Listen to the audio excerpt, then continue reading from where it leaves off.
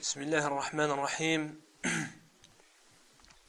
إن الحمد لله نحمده ونستعينه ونستغفره ونعوذ بالله من شرور أنفسنا ومن سيئات أعمالنا من يهده الله فلا مضل له ومن يضلل فلا هادي له وأشهد أن لا إله إلا الله وحده لا شريك له وأشهد أن محمدا عبده ورسوله يا أيها الذين آمنوا اتقوا الله حق تقاته ولا تموتن إلا وأنتم مسلمون يا أيها الناس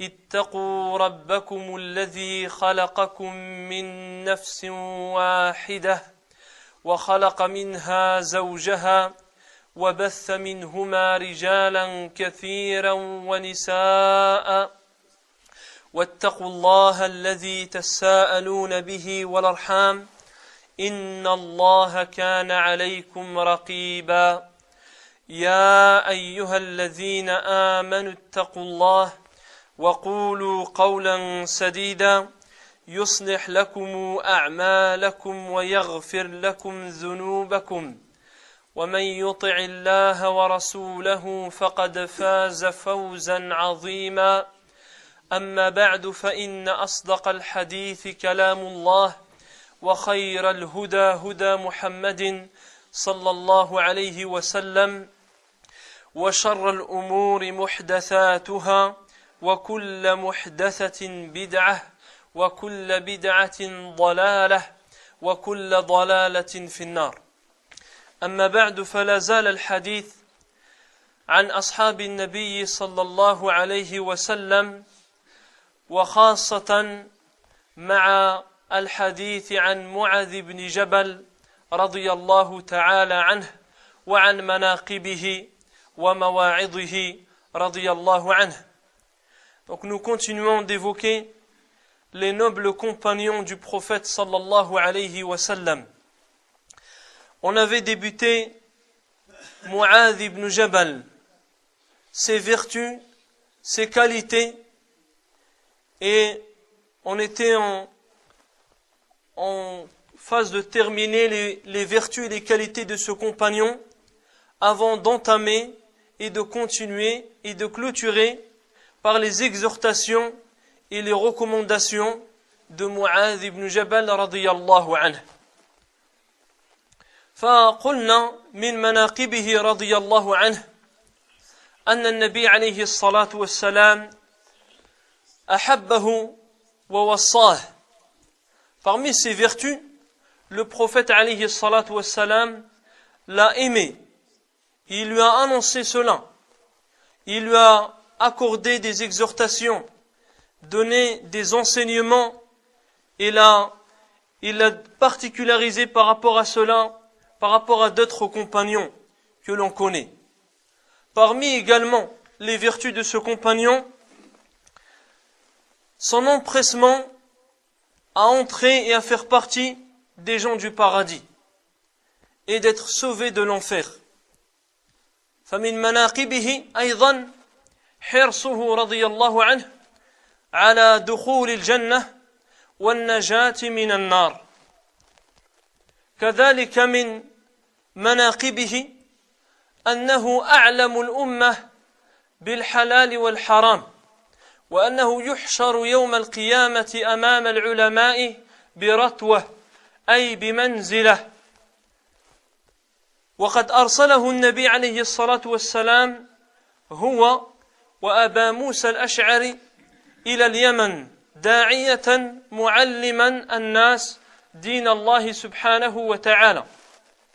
Notre messager sallallahu alayhi wa sallam l'avait envoyé au Yémen en tant que prêcheur, enseignant et exhortant les gens à entrer et à accepter la religion d'Allah subhanahu wa ta'ala. Et on avait évoqué qu'il est le savant de la communauté, celui qui a le plus de connaissances dans le domaine du halal et du haram, il sera ressuscité le jour dernier en ayant une place d'avance, c'est-à-dire un pas ou devant tous les hommes de science, c'est-à-dire tous les hommes de science, depuis le prophète alayhi salatu wassalam jusqu'à la fin des temps.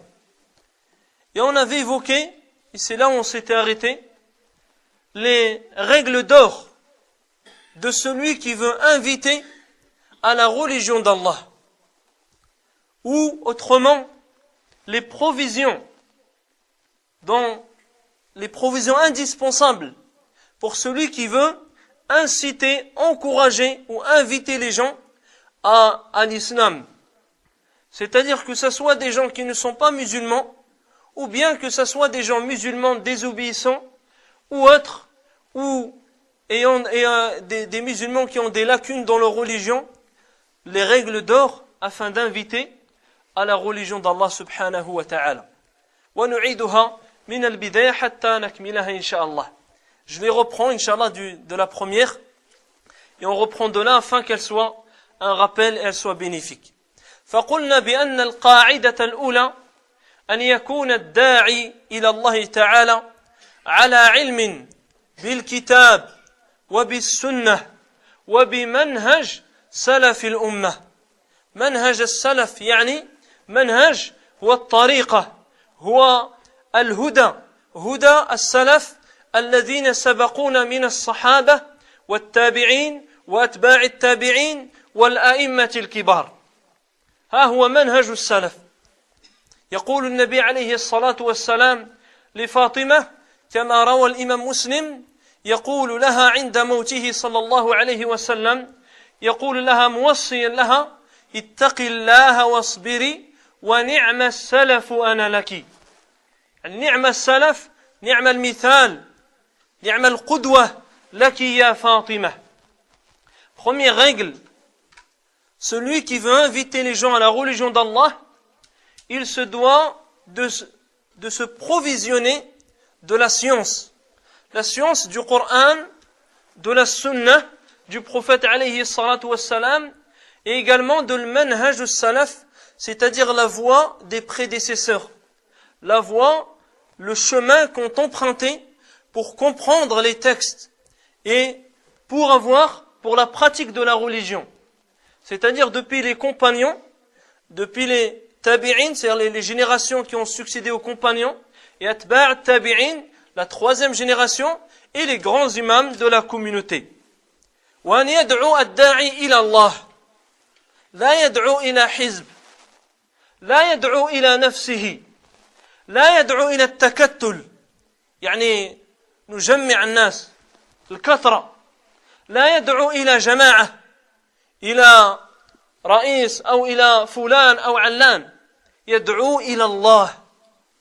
وهذا يؤخذ من كتاب الله سبحانه وتعالى حيث قال: قل هذه سبيلي أدعو إلى الله، أدعو إلى الله على بصيرة، البصيرة العلم، على بصيرة أنا ومن اتبعني وسبحان الله وما أنا من المشركين. Également, celui qui appelle à la religion d'Allah, il invite les gens à Allah, sincèrement. Il n'invite pas les gens à ce que ce soit des suiveurs de sa propre personne, ou bien de ses avis, ou bien de son orientation, ni inviter les gens à un groupe, à un cheikh en particulier, ou à une secte, ou bien il invite les gens, l'objectif c'est d'amasser le plus grand nombre d'adhérents. Non, t'invites les gens à Allah. Celui qui accepte, alhamdulillah. Celui qui n'accepte pas, alhamdulillah également. Toi, tu as fait ton travail. Tu as appelé les gens à Allah. Allah Azza wa Jal nous cite cela dans son livre. Dans le sens du verset, il dit: dis, voici ma voie. J'invite à Allah. C'est-à-dire, j'invite pas à tel endroit, j'invite à Allah subhanahu wa ta'ala. Ad'u ila Allah ala basira, avec clairvoyance, c'est-à-dire avec connaissance, avec science. Ana, moi, wa man ittaba'ani, et ceux qui me suivent. C'est-à-dire le prophète et ceux qui le suivent. Et l'ilm ici, si on ne dit pas qu'il faut connaître Sahih al-Bukhari par cœur, ni Sahih Muslim, Riyad Salihin par cœur, et après ensuite tu passes dans le da'wah. Si on fait comme ça, personne va être da'i ila Allah ta'ala. Il y aura très peu de gens qui vont pouvoir appeler à la religion d'Allah. L'ilm, c'est la connaissance de la chose vers laquelle tu appelles. Tu invites les gens à la salat, tu dois connaître les règles de la salat. Tu invites les gens à l'wudu, tu invites les gens au tawhid, tu dois connaître la chose vers laquelle tu appelles. Sinon tu vas appeler avec ignorance. Et tu vas faire plus de dégâts que de bienfaits. فالنبي عليه الصلاة والسلام اختار معاذ بن جبل وأبا موسى الأشعري. Le prophète عليه الصلاة والسلام, il a fait son choix d'entre tous les compagnons. Il a pris déjà le savant de la communauté. Et le deuxième compagnon, Abu Musa al-Ash'ari, c'était également un homme de science. Il a pris les deux pour les envoyer, inviter les gens à Allah. فالذي يدعو إلى الله أو يدعو الناس عفوا يجب أن يكون على علم بالكتاب والسنة وإلا فإنه إذا دعا الناس بغير علم يفسد أكثر مما يصلح وفاقد الشيء لا يعطيه بل هو قد يظن أنه يحسن صنعا وهو لا يزداد من الله إلا بعدا. Donc celui qui invite avec ignorance, il va commettre beaucoup d'erreurs. Il va induire les gens en erreur. Il va parler dans la religion en inventant des choses, en disant des choses dont il n'a aucune preuve, aucune connaissance. Et il va penser vouloir le bien, faire le bien. Parce qu'il va peut-être voir une personne qui a répondu à son appel, à son mauvais appel, et qui peut-être après cela le prie ou autre. Et qu'en réalité lui ne récoltera que le fait de s'éloigner d'Allah subhanahu wa ta'ala. القاعدة الثانية أن يكون الداعي إلى الله عز وجل على علم بمن يدعوهم. Deuxième règle, tu dois avoir la science, la connaissance de ceux à qui tu prêches, de ceux à qui tu parles. C'est-à-dire connaître leur situation, connaître leur direction, leurs pensées, leurs erreurs, afin de te préparer à discuter avec eux avec connaissance. De ne pas être surpris et tu dis, je reviens dans 3 semaines. Il faut en arrêter, il faut que je revienne parce que j'ai pas... Non, tu te prépares à l'avance. Sinon la personne va dire, lui, il ne connaît pas lui-même, il a besoin de... il va me prêcher moi. لذلك هذا يؤخذ يعني من قول النبي عليه الصلاة والسلام لمعاذ إنك ستأتي قوم أهل كتاب أخبره بحالهم حتى هو يعني يستعد لمواجهة أهل الكتاب فيعلم عن الشبهات التي يتعلقون بها وكيف رد الله عز وجل على الشبهات في كتابه أنهم يزعمون أن لله ابن أو أن الله اتخذ ولدا وأن له صاحبة إلى غير ذلك فيستعد فيرد عليهم فيردهم إلى الصواب بإذن الله تعالى. Le prophète alayhi salatu wassalam, il dit à Mu'adh, tu vas aller à la rencontre de gens du livre. Et il le met en situation. Dire les gens du livre, ce n'est pas les Quraysh de Makkah qui adoraient les idoles et les statues. Le dialogue, la discussion ne sera pas la même. Dire eux, c'est des gens, ils ont déjà une certaine connaissance. Ils ont certaines bases. Eux, ils croient déjà en Allah. Et ils pensent suivre un prophète. Et leur croyance est égarée. Certains pensent qu'Allah a eu un enfant. Certains pensent que c'est Allah lui-même qui est venu sur terre en forme humaine. Et d'autres situations qu'Allah lui-même a évoquées et a donné les réponses dans son livre. Donc il lui évoque leur situation afin qu'il se prépare. القاعدة الثالثة أن يبدأ الداعي إلى الله تعالى دعوته بالتوحيد. La troisième règle, le premier enseignement sur lequel ou vers lequel tu vas inviter les gens, c'est l'adoration d'Allah seul, unique. C'est le tawhid. Ça doit être la priorité sur tous les autres points. لقول النبي عليه الصلاة والسلام لمعاذ بن جبل فإذا جئتهم يعني أهل الكتاب فادعوهم إلى أن يشهدوا أن لا إله إلا الله وأن محمدا رسول الله. Le prophète alayhi الصلاة والسلام, quand il a envoyé Mu'adh ibn Jabal, il lui a donné les directives. Il a dit, lorsque tu les rencontres, c'est-à-dire ces gens du livre, la première chose vers laquelle tu dois les appeler, c'est qu'ils témoignent qu'il n'y a d'autre divinité qui mérite l'adoration, si ce n'est Allah. Et que Muhammad est son messager. في رواية قال فليكن أول ما تدعوهم إليه شهادة أن لا إله إلا الله وأن محمدا رسول الله. Dans des versets, il lui dit que le premier acte ou la première chose que tu cites en les appelant, c'est le témoignage que seul Allah est unique et qu'il est digne d'adoration et que Muhammad est le messager d'Allah. وهذه هي دعوة الأنبياء جميعا. الأنبياء جميعا دعوا قومهم إلى التوحيد.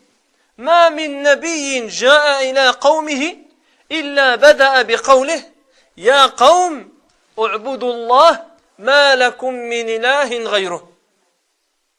Tous les prophètes, tous les messagers, leur appel prioritaire et en premier lieu et en dernier lieu, c'était le tawhid. Allah Azza wa Jal, dans divers sourates, telles surat Al-A'raf, surat Hud, il évoque les prophètes qui parlent avec leur peuple. Prophète après prophète. Tous, la première parole qu'ils disent, Ya qawm, اعبدوا الله ما لكم من إله غيره. اعبدوا الله هذا إثبات العبادة لله. ما لكم من إله غيره نفي العبادة عن ما سوى الله عز وجل. يعني دعوة إلى لا إله إلا الله. Il disait au peuple, adorez Allah. Vous n'avez aucune divinité en dehors de lui. Et c'est ça la ilaha illallah. Tu adores Allah sans lui accorder, sans lui donner aucun associé, aucun allié. وهذا ما فعله صلى الله عليه وسلم 13 عاما وهو يدعو قومه إلى عبادة الله قبل أن تنزل الأحكام والأمر بالصيام بالزكاة بالحج 13 عاما يدعو إلى عبادة الله وحده. Le prophète alayhi salatu wassalam, 13 années qu'il a passé à la Mecque, il parlait de l'adoration d'Allah seul. Pendant 13 ans. Aux Arabes, qui comprenaient la langue arabe, qui comprenaient les sens du Coran, le meilleur des hommes, le meilleur des prophètes, 13 années, il incitait à l'adoration d'Allah subhanahu wa ta'ala seul.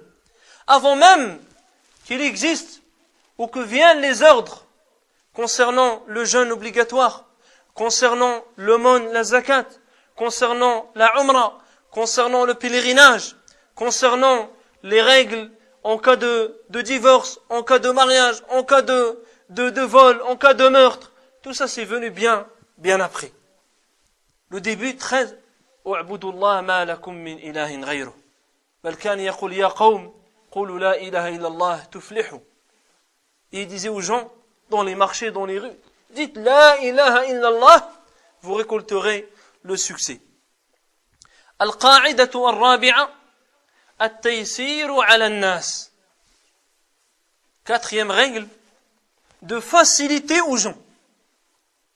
وهذا يؤخذ من قوله صلى الله عليه وسلم لأبي موسى الأشعري ومعاذ بن جبل لما بعثهما إلى اليمن قال يسرا ولا تعسرا بشرا ولا تنفرا وتطاوعا ولا تختلفا. quand il les a envoyés tous les deux, en 6 mots, il a résumé comment tu dois faire da'wah. Il dit yassira wa la tu'assira. Facilitez et ne rendez pas les choses difficiles. Wa bashira wa la tunaffira. Annoncez la bonne nouvelle et ne faites pas fuir les gens. Wa tatawa'a wa la takhtalifa. Et concordez, soyez unis et ne divergez pas. Ne vous divisez pas, ne divergez pas. Et comme on a déjà dit, Taysir, la facilité, c'est la facilité d'Allah, la facilité de son prophète. Ce n'est pas la facilité moderne que nous on connaît. Le fait de rendre ce qui est haram halal, en disant c'est au nom de la facilité. On facilite, on permet, tu peux acheter, tu peux faire ceci avec le haram, tu peux... Non, ça c'est pas Taysir. Taysir, comme on a dit, c'est informer les gens. Celui avec le wudu, c'est l'exemple qui frappe. Facilité, c'est dire à quelqu'un, si tu ne peux pas avoir de l'eau, alors tu peux faire le tayammum. Si tu n'as ni de l'eau, ni le tayammum, ni les pierres ou les cailloux, dans ce cas-là, tu pries comme ça. Ça, c'est une facilité. Et tu peux prier dans tous les endroits, sauf les cimetières et les toilettes, ou bien les lieux des chameaux également. Sinon, sur terre, tu peux prier n'importe quel endroit. Ça, c'est une facilité. Car les gens d'avant, ils ne pouvaient pas prier où ils voulaient, ils devaient prier dans certains endroits particuliers, d'une certaine façon. Celui qui est malade, il est incapable de prier debout, il prie assis. Il est incapable de prier assis, il prie allongé. Il est incapable de prier allongé, il prie avec sa tête. Il a akhiri.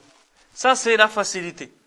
Mais dire, riba, on n'a pas de choix, c'est moderne, tout le monde fait comme ça, il faut faire comme ça.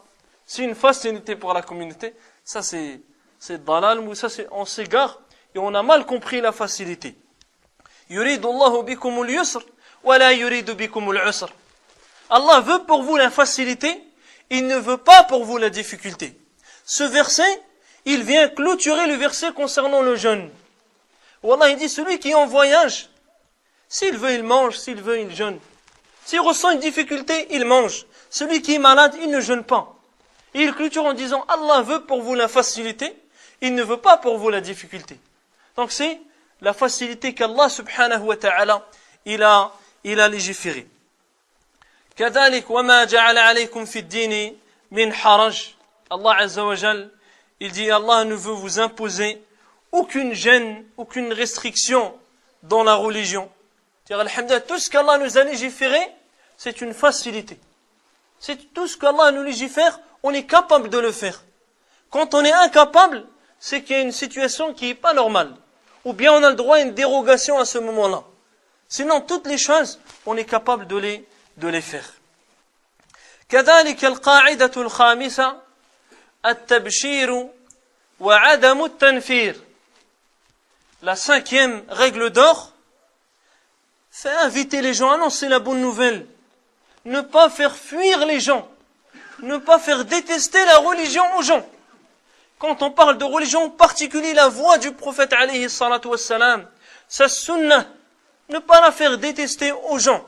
Leur faire aimer plutôt, suivre le prophète alayhi salatu wassalam, le véritable amour que l'on voue au prophète alayhi salatu wassalam. وهذا أمر من الله لنبيه عليه الصلاة والسلام لما قال وبشر المؤمنين بأن لهم من الله فضلا كبيرا. Allah dit annonce la bonne nouvelle aux croyants, à notre prophète, annonce-leur la bonne nouvelle qu'ils auront une énorme récompense auprès d'Allah subhanahu wa ta'ala. يعني على الداعي أن يبشر الناس بأن الله عز وجل يغفر الذنوب جميعا، أن من تاب الله عليه، وأن المستقبل لهذا الدين عليك بالصبر، وأن التمكين لهذا الدين. وهذا هو التبشير. Celui qui appelle les gens, il leur ouvre les portes de la clémence, de la miséricorde. C'est pas il ouvre direct la porte vers l'enfer. Voilà, tu viens pas à la mosquée avec nous, c'est là-bas, le jahannam qui t'a... Non, dire, ya akhi, t'as fait ça, Allah. Allah, il est capable de t'effacer tous tes péchés. Mais il te faut certaines actions. tu dois avoir le regret, le remords, tu reviens. Allah Azza wa Jal, il accepte ton repentir. Allah, quoi que tu aies commis, tant que tu es vivant, Allah il pardonne. Quoi que tu fasses comme péché, Allah il te le pardonne. Et annoncer la bonne nouvelle également, que l'avenir appartient à la religion d'Allah. L'avenir appartient à la religion d'Allah et que les pieux, ou la fin revient toujours aux pieux. Dans toutes les communautés et dans toutes les époques, c'est toujours les pieux qui ont été vainqueurs. Même s'il y a des moments difficiles, des moments d'épreuve où il faut de la patience. Ça c'est tabshir. Et tanshir c'est, non là toi t'as fait ça, je pense pas qu'il va te pardonner. À mon avis ça yuhbitu al-amal, ça annule tes actions. Un homme au temps du prophète alayhi salatu wassalam, un autre homme il avait commis un péché. Ensuite, il a fait tauba, ensuite il a recommis le péché, il faisait cela. L'homme il était faible, mais il était sincère. Il revenait à Allah Azza wa Jal. Et l'homme il a dit, Wallah, il a dit par Allah, Allah te pardonnera pas. Il a juré par Allah. Allah Azza wa Jal a dit, qui se permet de parler au nom d'Allah, que je ne pardonnerai pas à un tel. Certes, je lui ai pardonné et j'ai annulé tes actions. Allez, j'ai annulé tes actions à toi, qui pensaient être sauvé, qui pensaient être, ça y est, Firdaus al-A'la, etc. Non. Là, la personne, c'est ça qu'il faut, tabshir, annoncer la bonne nouvelle. Et montrer aux gens les portes du repentir avec les conditions, avec sincérité. القاعدة السادسة الاتحاد والاعتصام وعدم الاختلاف. Le fait de s'unir, d'être un groupe uni, une jama'a, et ne pas d'être une division, des groupes, plusieurs parties. وهذا أيضا يؤخذ من قول النبي عليه الصلاة والسلام لأبي موسى الأشعري ومعاذ بن جبل لما قال وتطاوعا ولا تختلفا. Il leur a dit concordez, soyez unis et ne divergez pas.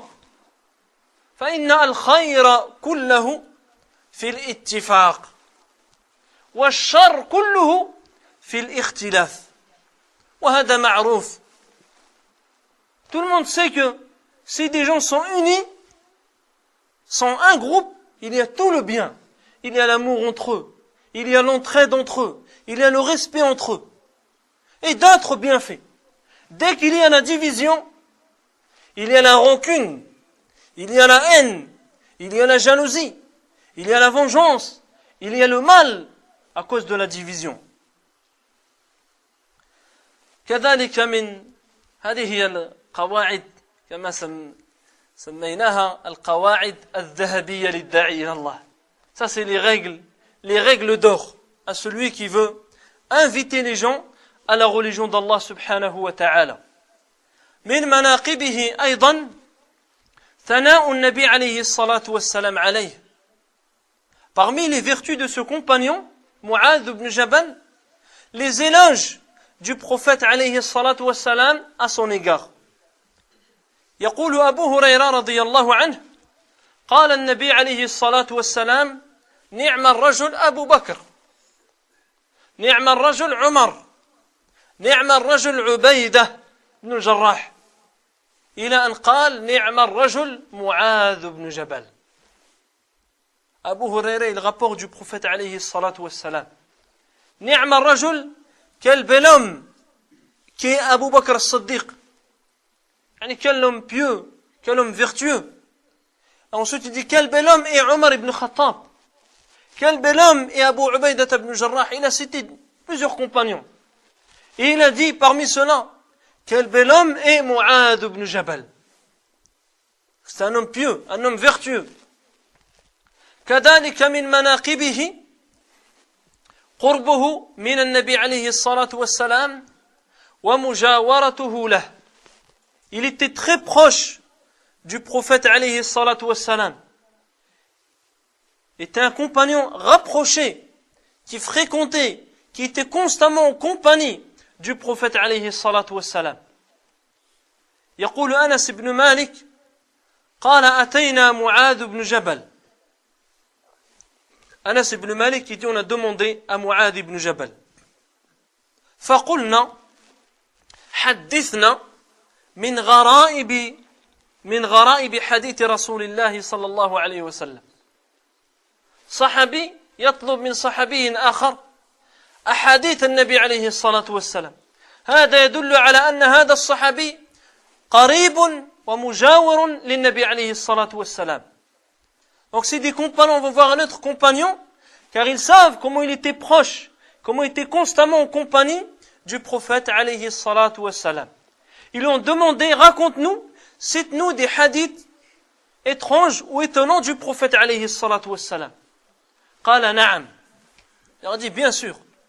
Kuntu radif, yani khalfahu, sallallahu alayhi wa sallam. Kuntu radifahu ala himar. Il dit un jour on était monté sur un âne, j'étais derrière le prophète alayhi salatu wassalam et tous les deux on était sur un âne. فقال يا معاذ فقلت لبيك يا رسول الله. Il dit oh Mu'adh, il dit لبيك يعني je suis là au messager d'Allah. قال هل تدري ما حق الله على العباد وما حق العباد على الله. Il dit connais-tu, sais-tu quel est le droit d'Allah sur les serviteurs et quel est le droit des serviteurs vis-à-vis d'Allah. قال قلت الله ورسوله أعلم. Il dit Allah et son messager savent mieux. قال إن حق الله على العباد أن يعبدوه ولا يشركوا به شيئا. Il dit le droit d'Allah sur ses serviteurs et qu'il l'adore, lui voue une adoration sincère sans rien lui associer. ثم قال وهل تدري ما حق العباد على الله. قال الله ورسوله أعلم. قال حق العباد على الله أن لا يعذبهم. Ensuite il lui demande, sais-tu quel est le droit des serviteurs vis-à-vis d'Allah. Il dit Allah et son messager savent mieux. Il lui dit, c'est qu'il ne les châtie pas.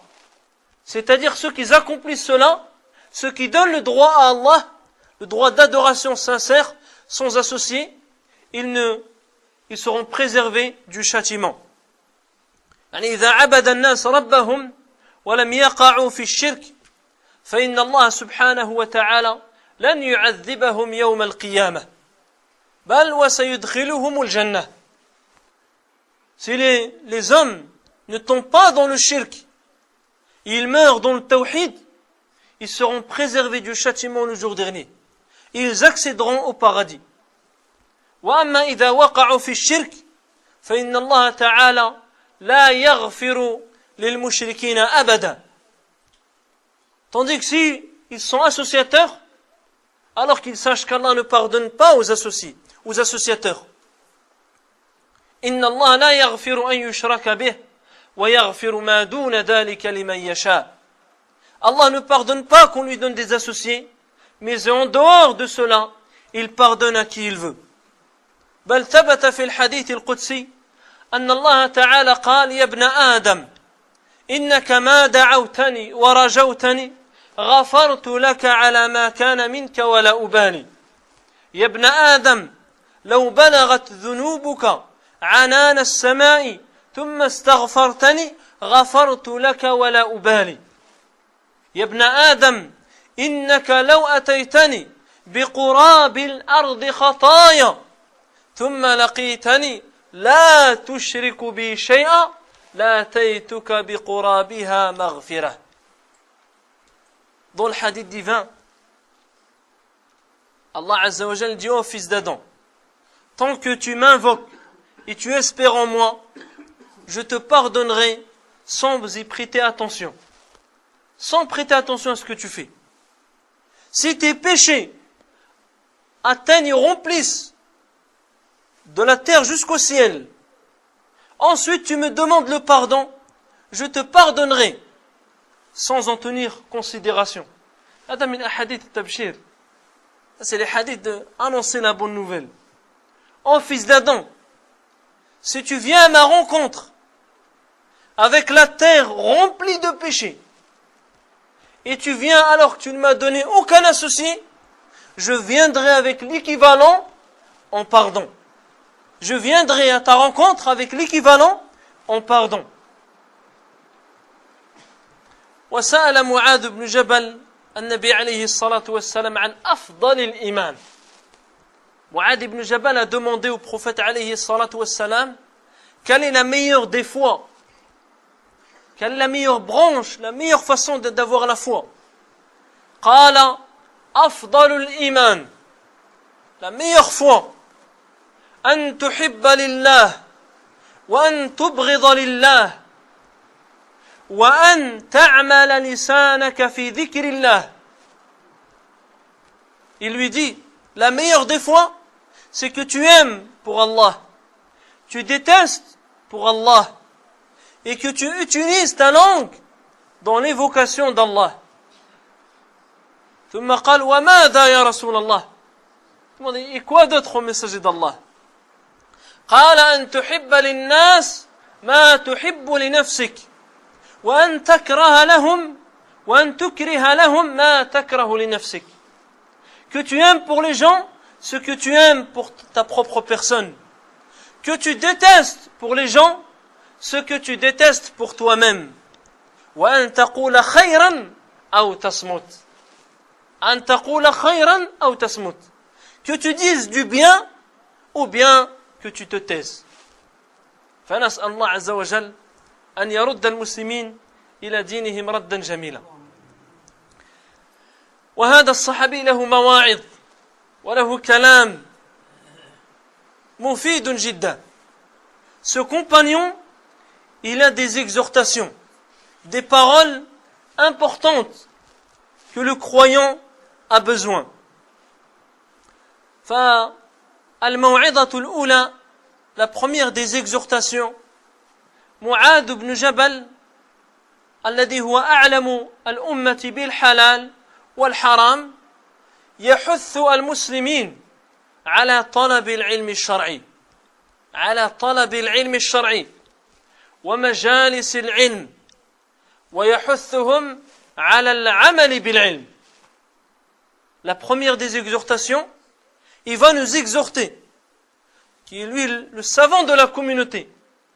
Il exhorte les musulmans à l'apprentissage de la science religieuse, à apprendre la science religieuse, à fréquenter les assises de connaissances, de rappel et de science.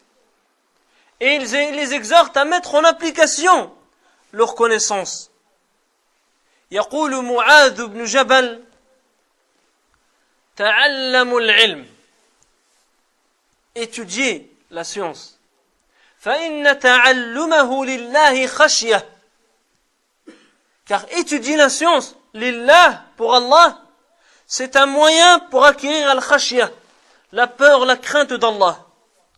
وطلبه عبادة, quand tu talab al-ilm, tu recherches la science, ne pense pas que tu perds ton temps parce que tu vois quelqu'un en train de faire des prières, en train de faire l'aumône. Non, tu es en ibad, c'est une adoration.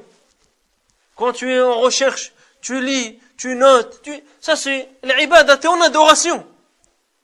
وَمُذَاكَرَتُهُ تَسْبِيحٌ, fait de réviser, se rappeler la connaissance, c'est un tasbih, c'est une façon de proclamer la gloire, les éloges d'Allah subhanahu wa ta'ala. وَالْبَحْثُ عَنْهُ جِهَادٌ, et la recherche de la science, en te déplaçant ou avec d'autres moyens, en recherchant, c'est une forme de lutte dans le sentier d'Allah. وَتَعْلِيمَهُ لِمَنْ لَا يَعْلَمْ صَدَقَةً, de l'enseigner à celui qui ne le connaît pas, c'est une aumône.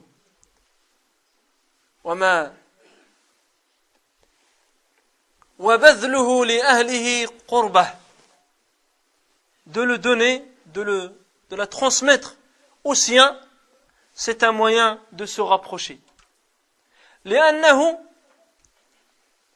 لأنه معالم الحلال والحرام ومنار أهل الجنة. Il dit car c'est le moyen c'est la façon de distinguer le halal et le haram. Wa manaru ahli al-jannah, c'est la lampe, le phare des gens du paradis. Wal anus fil wahsha, c'est le compagnon lorsque tu es seul. Was sahibu fil ghurba, c'est le compagnon également quand tu es étranger. Wal muhaddithu fil khulwa, c'est celui qui te parle, la connaissance, la science, celle qui discute avec toi quand tu es seul. Quand tu restes en privé ou seul, la connaissance, c'est comme s'il y avait un compagnon avec toi. Tu discutes hadith, les ayat, tafsir. وَالدَّلِيلُ عَلَى السَّرَّاءِ وَالضَّرَّاءِ, c'est la preuve qui va t'orienter dans la facilité ou dans la difficulté.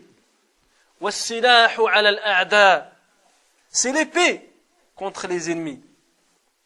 وَالزَّيْنُ عِنْدَ الْأَخِلَّةِ, dit c'est l'embellissement quand tu es avec tes compagnons, avec tes amis.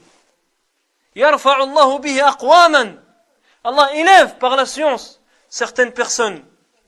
وَيَجْعَلُهُمْ في الخير قادة وأئمة, il leur accorde d'être dans le bien les têtes et les guides, c'est-à-dire ceux qui ont la lieutenance, ceux qui sont les guides, ceux qui ont la gouvernance.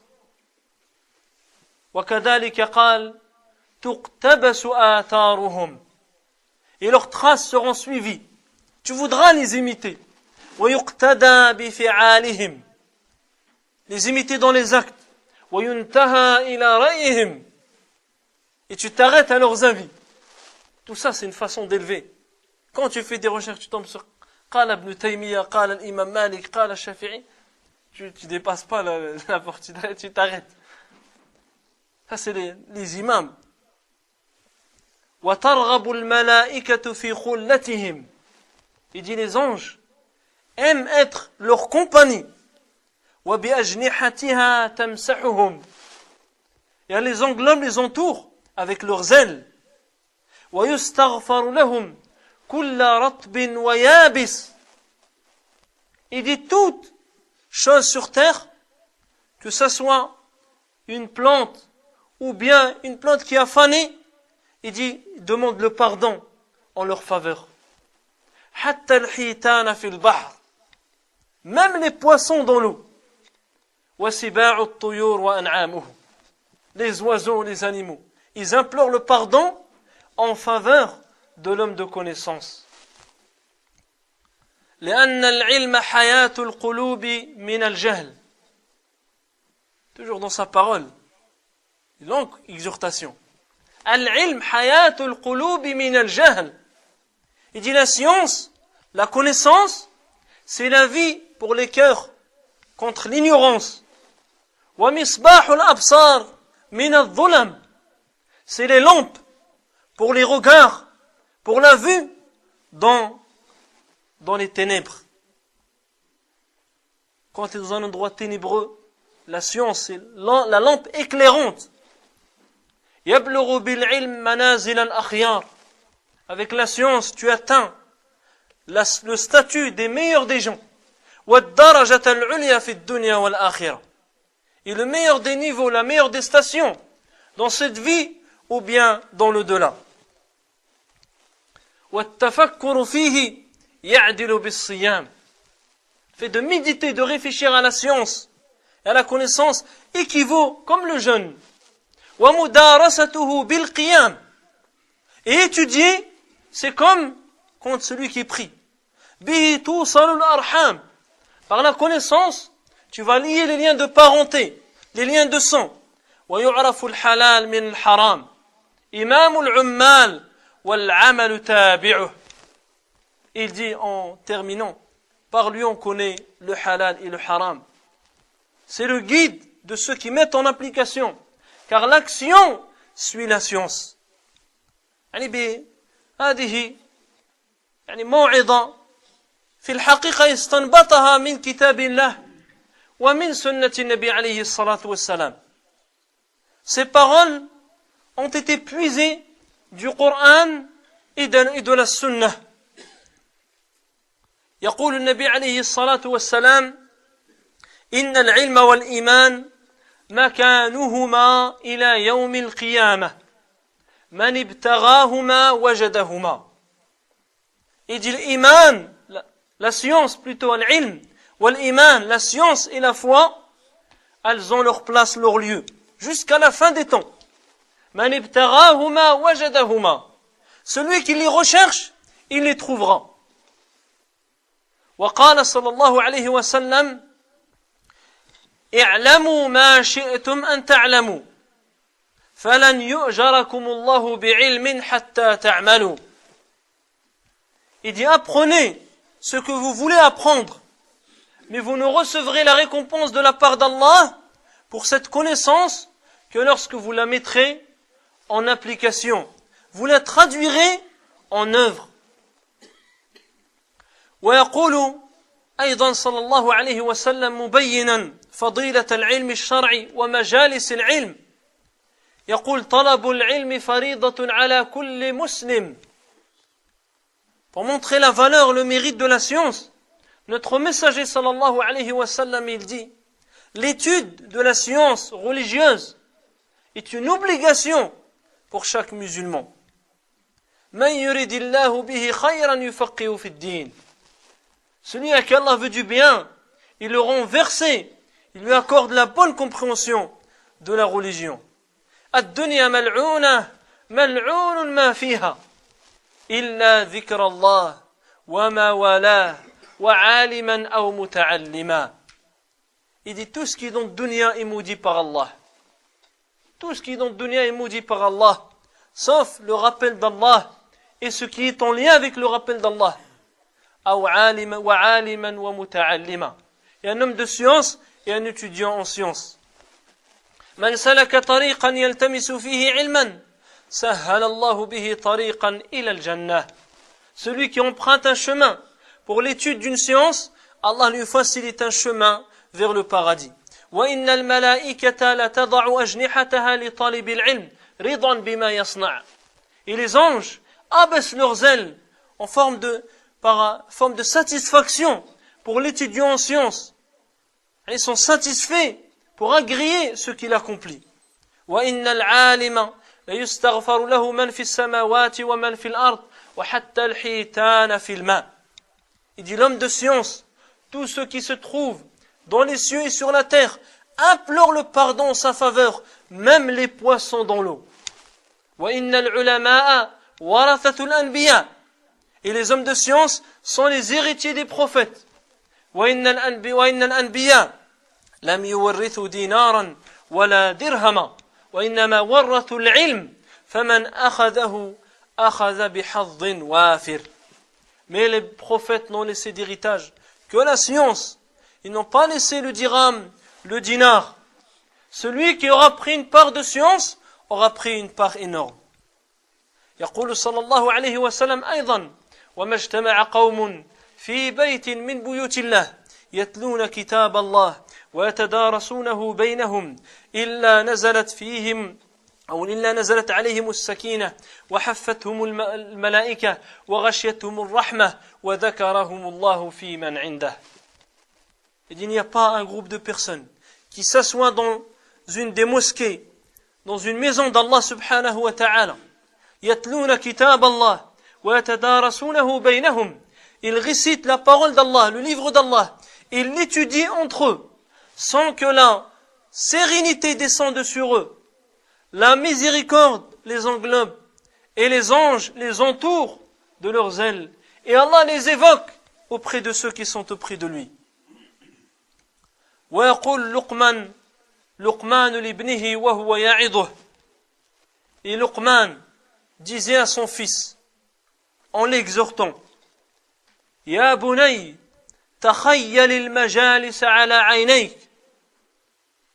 Il lui dit, تخير المجالس على عينيك. Il dit, oh mon enfant, choisis de façon attentive les assises dans lesquelles tu vas t'asseoir.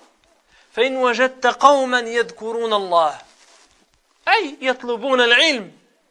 Il dit, si tu trouves des gens qui évoquent Allah, c'est-à-dire qui étudient la science, فاجلس معهم. Assis-toi avec eux. فإن كنت عالما نفعك علمك وإن كنت جاهلا علموك. Si tu as la connaissance, ta connaissance te sera bénéfique. Si tu es ignorant, alors ils pourront t'enseigner. ولعل الله أن يطلع عليهم برحمة فتصيبك معهم. Il se peut qu'Allah leur fasse une clémence, une miséricorde, et elle t'atteigne alors que tu es avec eux. Et que tu sois atteint par cela, car tu es avec eux. وإن وجدت قوما لا يذكرون الله يعني لا يطلبون العلم فلا تجلس معهم فإن كنت عالما لم ينفعك علمك وإن كنت جاهلا زادوك غيا ولعل الله تعالى أن يطلع عليهم بنقمة فتصيبك معهم. Et si tu trouves des gens qui n'évoquent pas Allah, qui n'étudient pas leur religion, alors ne te sois pas avec eux. Si tu es connaissant, si tu as la connaissance, ta connaissance ne leur sera d'aucune utilité. Et si tu es ignorant, ils ne te rajouteront que de l'ignorance et de l'égarement. Il se peut qu'Allah leur annonce un châtiment ou une menace et que tu sois touché par cela alors que tu es avec eux, que tu es d'entre eux. فنختم بهذا إلى لقاء آخر مع باقي المواعظ لهذا الصحابي الجليل معاذ بن جبل رضي الله تعالى عنه. نسأل الله عز وجل العلم النافع والعمل الصالح. اللهم علمنا ما ينفعنا وانفعنا بما علمتنا إنك أنت الولي والقدير. سبحانك اللهم وبحمدك أشهد أن لا إله إلا أنت أستغفرك وأتوب إليك وآخر دعوانا أن الحمد لله رب العالمين.